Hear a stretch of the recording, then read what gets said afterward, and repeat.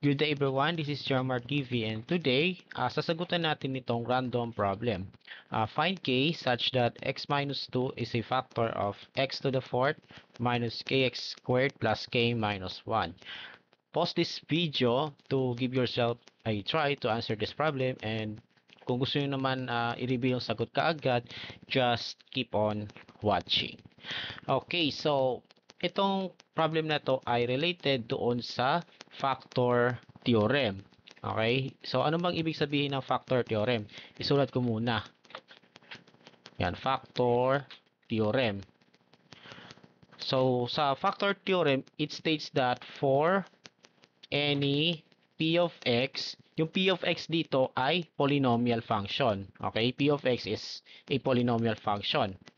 For any p of x, if p of c is equal to 0, that is yung value ng polynomial function ay 0 when x is equal to c, then x minus c, yung binomial na x minus c is a factor of p of x. So ang ibig sabihin ng factor theorem, kapag daw yung value ng polynomial ay 0 when x is equal to c, that is p of c is equal to 0, then yung x minus c daw ay isa sa factors ng p of x. Okay? Isa siyang factor ng p of x, yung x minus c. So, we apply this theorem to solve this problem. So, sabi daw, hanapin daw yung k such that yung x minus 2 ay factor ng polynomial na ito. Okay? Kaya naman, para sa binomial na x minus 2, in order na maging factor yung x minus 2 dito sa polynomial na to, dapat yung value ng polynomial na ito ay 0. When x is equal to, anong dapat value ng x ang isa-substitute natin? 2. 'Di ba? So, yun ang magiging value of c.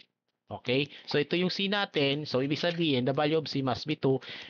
And, isa-substitute natin dito. Okay? Kaya naman, so, from p of x is equal to x to the fourth minus kx squared plus k minus 1.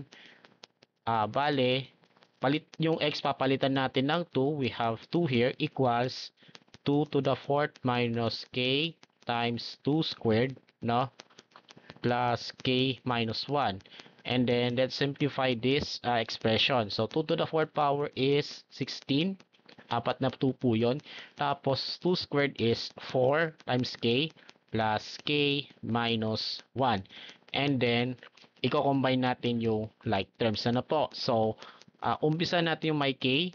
We have negative 4k plus k, that is equal to negative 3k.